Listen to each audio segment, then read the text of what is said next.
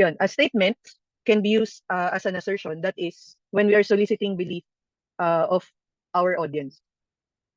In a statement, it can either be asserted or not depending on the discourse, whether you have the intention. So ito, isipin nyo ha, meron kang intention na i-persuade yung kausap mo sa bagay na sinasabi mo.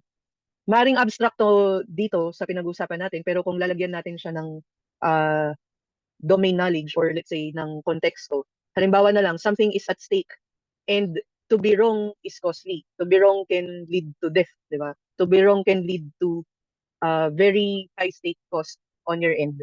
Hindi man pera, di ba? Even intangible aspect na costs. Okay? That's why we need to recognize when there is an assertion in a statement. Sa advertisement, di ba? Pag meron silang mga claims, assertion yun. Sinasabi nila na, it can cure your diabetes. It can grow your hair in 2 weeks. It can lighten your skin in 3 weeks. That in itself, it is soliciting your belief, di ba? It is soliciting your belief dun sa statement na yun. So, they're asserting their product to be effective. So, that's advertisement. Okay? Assertion. So, when we appear to invite others to believe our statements, we are asserting the statement, or that we are making an assertion. An assertion can be sentences that are neither true or false, such as opinions. Okay? Pwede mong i-assert yung sarili mo nang walang backup reasoning. It becomes an argument when you back it up with reasons. So, opinions in itself can neither be true or false. Or pwedeng hindi naman siya, maybe let's say stating your opinion in itself without the intention of persuading other people. Okay, so let's not get things convoluted. The point here is that we assert the statement when we have the intention to convince someone about a certain matter. Okay? So an assertion can be supported. So dyan na nga lumalabas yung pag-formulate ng argument. When we now intend to support with reasons, okay, yung ating assertion. Okay? So just some vocabulary. Okay? Facts are statements whose truth is thought of as securely established. Halimbawa, sa iyong pag-build ng RRL sa background ng literature mo, binibigyan mo ng context yung reader mo. Kasi halimbawa, hindi lang naman mga Pilipino yung reader mo, maaring may ibang mga tao outside the Filipino context. Or even let's say 50 years from now na pwedeng mabasa yung ginawa mo, yung sinulat mo. Maaring kailangan nila ng historical background sa present na nangyayari dito, 'di ba? Yung background knowledge na yun yung facts. Ito yung mga established na, halimbawa events. Halimbawa, sinabi natin na mayroong bombing, or kaya sinabi natin na itinayo itong establishment na to sa ganitong taon. Okay? Or historical facts, example.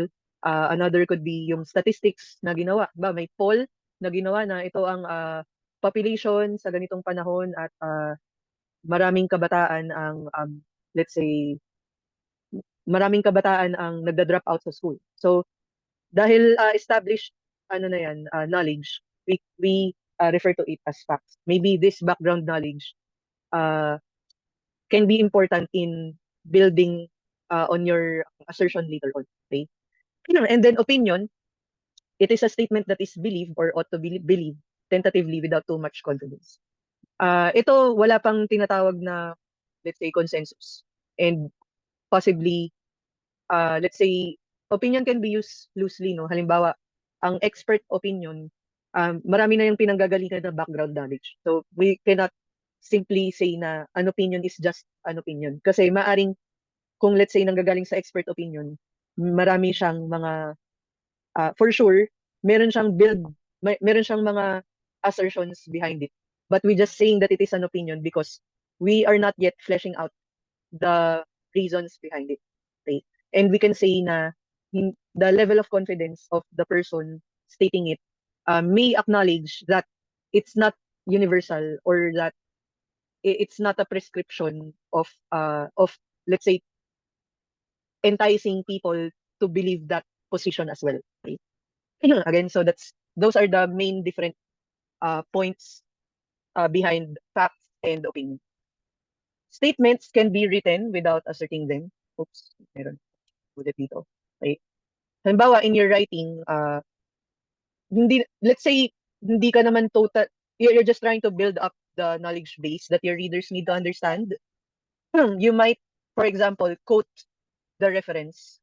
For example, let's say you have some reservation, or let's say you're just stating a fact from, let's say, a historical point of view, or importante na masabi mo siya without you necessarily believing that, or as part of your argument, building up on your argument, you can quote them. So you can, again, put a statement without really appealing to your audience to believe that.